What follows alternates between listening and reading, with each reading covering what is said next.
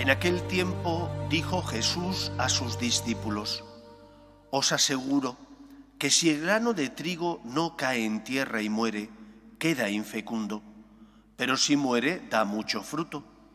El que se ama a sí mismo se pierde, y el que se aborrece a sí mismo en este mundo se guardará para la vida eterna. El que quiera servirme, que me siga, y donde esté yo, allí también estará mi servidor. A quien me sirva, el Padre lo premiará. Palabra del Señor.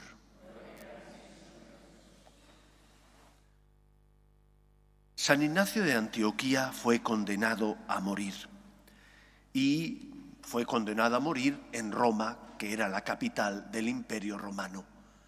Es martirizado en esa ciudad, en la ciudad eterna, en el año 107 de nuestra era. Por lo tanto, es un testigo predilecto, un testigo especial de la primera iglesia, la iglesia apostólica. Él compartió tiempo con los apóstoles, puesto que al morir en el año 107 es, por así decir, el eslabón que conecta la iglesia apostólica con la iglesia posterior.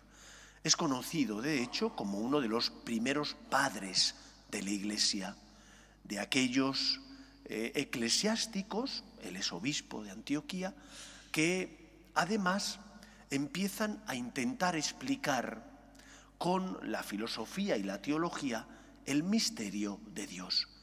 Es ejemplo no solo por su martirio, sino también porque mientras va camino de Roma, allí en la cárcel del lugar donde paran para hacer noche, es visitado por muchos cristianos, sobre todo por los obispos de los pueblos o ciudades donde hay presencia cristiana, y él, si algo transmite a todos los que le visitan, por una parte es que le dejen morir por Cristo, que si hay algún cristiano que tiene influencia para evitarle el martirio, no lo haga. Así lo pide él en sus cartas, y les pide que le hagan ese favor, que le dejen ser trigo molido por los dientes de los leones, que le dejen de ser trigo de Cristo. Pero hay un segundo aspecto también fundamental que es común en las cartas y recomendaciones de Ignacio de Antioquía, y que es el de la unidad. Él les pide encarecidamente a los cristianos que vivan unidos a sus obispos.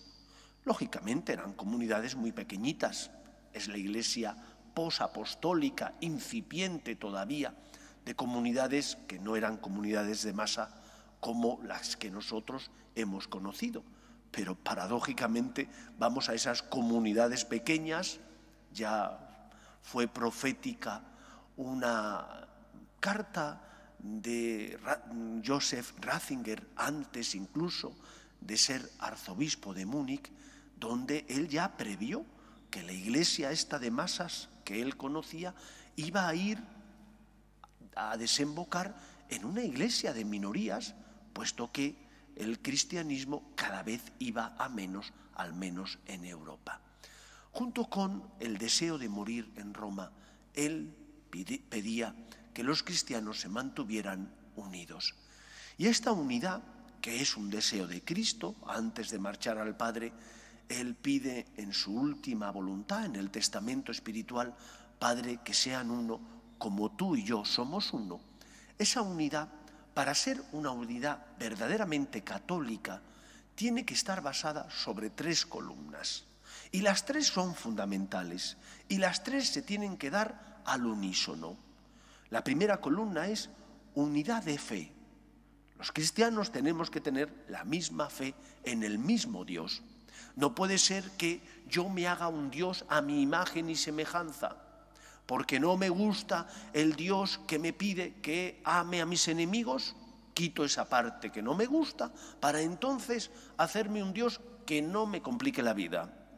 Unidad de fe significa creer en el mismo Dios revelado, en ese Dios que nos transmiten las Escrituras y que el magisterio de la Iglesia ha interpretado.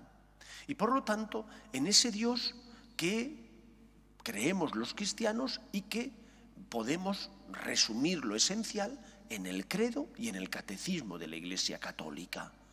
Yo tengo que creer lo mismo que creen mis hermanos y tengo que tener la misma fe. Unidad, por tanto, de fe en el Dios revelado, en ese Dios cuyos principios esenciales se concretizan en el credo y en el catecismo de la Iglesia Católica. Segunda columna de la unidad, unidad de sacramentos. Los sacramentos, que son signos sensibles, auxilios espirituales que el Señor concede a la Iglesia para que la Iglesia lo lleve al corazón de los que sufren, de los hombres.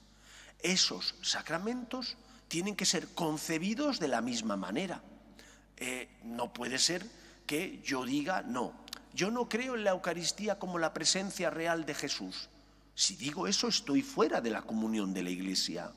Los protestantes no creen en el sacramento de la Eucaristía. Dicen que es un símbolo, que nos habla del amor de Dios, de la caridad. No, esto es mi cuerpo. Este es el cáliz de mi sangre, dice Jesús. Por lo tanto, es la presencia real de Cristo. No puede haber unidad en la Iglesia si no tenemos no solo la misma fe en el mismo Dios revelado, sino también la fe en los sacramentos, que son auxilios espirituales que el Señor nos da para los que somos débiles. Y el tercer aspecto es la unidad de disciplina. ¿Qué es la disciplina? Las normas que se desprenden de la fe en Dios y de los sacramentos. ¿Cómo tengo que vivir en mi vida? Hay una moral, hay una disciplina. Esas normas tienen que ser universales, tienen que ser iguales para todos. Vivamos en Europa, en América, en Asia, porque si seguimos al mismo Dios y formamos parte de su cuerpo, que es la Iglesia, también las normas deben ser comunes. Pues pidamos al Señor que la Iglesia se mantenga unida en la misma fe, en la vivencia de los mismos sacramentos y en el cumplimiento de la misma disciplina que nos ayuda a todos nosotros a ser fieles a Cristo, amando a Dios por encima de todas las cosas. Vivamos la unidad como la pidió San Ignacio de Antioquía. Que así sea en nuestra vida. Nos ponemos en pie.